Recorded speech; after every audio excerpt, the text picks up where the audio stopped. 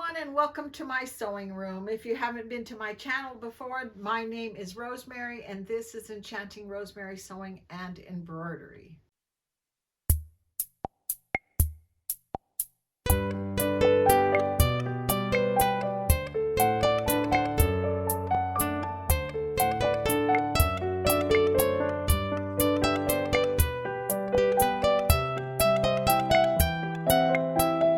Okay, so last week we were making a back quilt, and I know I told you I was going to finish it up and come back and show you how to do it, but I wanted to show you that I am working on it. I've gotten quite a lot of these little bats done, and I thought of something else. I wanted to show you a little trick on how to do a flying geese and also how to finish up the block. So let's go to the cutting table. I'm going to show you a little bit more about how I'm making this quilt.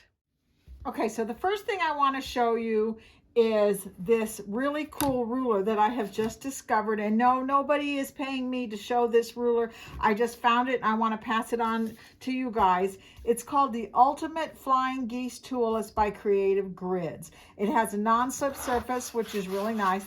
And it's got measurements right here on the front of it that tell you 1.5 by 1, 1 by 2, 1.5 by 3, 2 by 4 for different kinds of flying geese.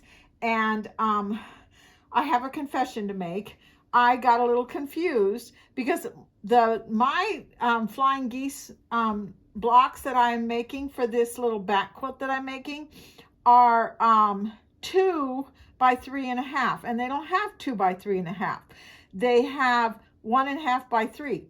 And it took me a little bit after I put this on here and measured it for me to realize that they're talking about you're finished after you sew it into whatever you're sewing it in. It's going to be 1.5 by 3, taking off the 1/4 inch all the way around. And I've learned that before on other quilt blocks, and still it seems to not sink into my brain. I don't understand. But anyway, I want to show you. Look at all of these that I'm making. I've gotten a little carried away with this back quilt. I'm having so much fun with it. It has 12 bats in the block, and I'm going to make mine 16 just because I want to use up some of my Halloween fabric that I have and make a little bit bigger quilt. But anyway, so here's one of my flying geese that I have created. And now I'm going to take this really cool tool, and it says here that the 1.5 by 3 is number C. So I want to go into C, A, B, this says A, B, C, D, E. So here's C. I'm going to line up the dotted lines that are right here, right against that little triangle that's right there. And I can see that I've got too much here, and I'm left-handed and I've got my camera in the wrong spot, but I'm going to go over here and cut that part off. And then I'm going to cut this part off with my right hand, which is probably not a good idea, but so there's that part. Now I'm going to flip the whole ruler around and the flying geese block around, and I'm going to find that C again and make sure that the dotted lines are lined up. And they literally show you the 1/4 inch right here. That helps a lot too, so that you know that here's your block and here's the 1/4 inch seam allowance that's going to be there.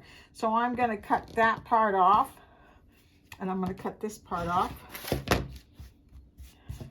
And then there is a beautiful flying geese, whatever. I love it. I think it came out really nice. It's very, very pretty. And I want to show you, here is another one of my bats that I did. And look how beautiful this one is right here. And I did not trim this one up probably as close as I should have, but I got my points in here, and I got that point really nice. And I told you at the last video, this is the year of the point. So I'm trying to get the points a lot better. So this thing has been a game changer for me. I love it. And I'm going to try and use a lot of different things that I can do with this in the future. So just as a little teaser, I want to show you, here's one of the bats that I did that I actually showed you on the last video. And here's another one that I did that's got little spiders all over it. And here's another one that's got The Nightmare Before Christmas, and yes, the purples don't match, but it doesn't bother me, and it used up some scraps. Scrap busters are my favorite types of quilts. And here's one with pumpkins, and here's one with the little skeleton cats. So I'm working on it. I'm getting it done, and I probably will have another video really soon with me going ahead and finishing up this quilt. So I forgot to tell you, you guys know I make mistakes a lot, right? Okay. So anyway, here is one of my bat squares and I'll go back and straighten this up so it looks really neat before I do this. But once you get this done, the next part is in the pattern, the bats go all different directions, right? So what we're going to do is we're going to sew a small strip up here, and then we're going to sew a bigger strip down here. So that will make one block of the bat going straight up and down like that. And then for another block, we will sew some triangles. So this is just a square that I cut out, and I cut it in half. And then we're going to put a triangle here and a triangle here. And this is a bigger block that was cut diagonally, and we're going to put a triangle here and a triangle here. Let me see if I can move a little bit further back so you can see a little bit better. So you got triangles on all sides here, and that is what is going to create a block going the other direction, which will tilt my bat. And I can tilt them either way I want to, so that when I go to put it together, as you can see, one tilted that way, one tilted that way, one tilted that way. And if I do 16, I'll have another row of them going straight up and down or something. I haven't quite figured that part out yet, but I will. So, so that's where I am with the bat quilt right now. Okay, so I think that was fun. You learned something new about a new ruler and how to go ahead and finish up the quilt. Again, the name of this quilt is Bats, and it's by Cluck Cluck Sew. So if you have a quilting store in your area, go look for it. It's a fairly new pattern that's out there. I didn't give you distinct directions or measurements on how to put it together. So if you want to make it, you're going to need to go and buy the pattern. But I definitely think it's worth it. Halloween is just a click away, and it will be something really fun to go ahead and make up before Halloween comes. So I also wanted to talk to you just a little bit.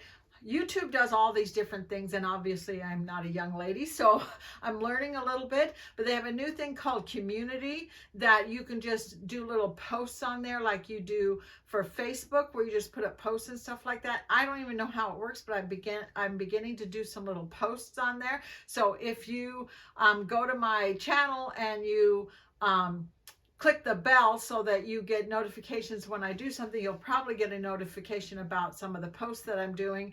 But make a comment, let me know if you've seen some of them, so at least I know I'm not wasting my time putting new pictures and that sort of thing up on that part of YouTube. But anyway, I'm going to keep working on this. I have to tell you, I'm going to San Diego. I've mentioned a whole bunch of times on this channel that I'm a California girl, and my mother still lives in San Diego. So I'm going to go to San Diego for just about a week, and I'll be gone. I might even do a couple quick little short videos showing you what I'm checking out there. There's a really great quilt store right down the street from where my mother lives, and I may have to go check that out. So watch for that video. And then in a couple of weeks, I'll come back and we'll finish up the back quilt. So I'll see you next time. Bye-bye.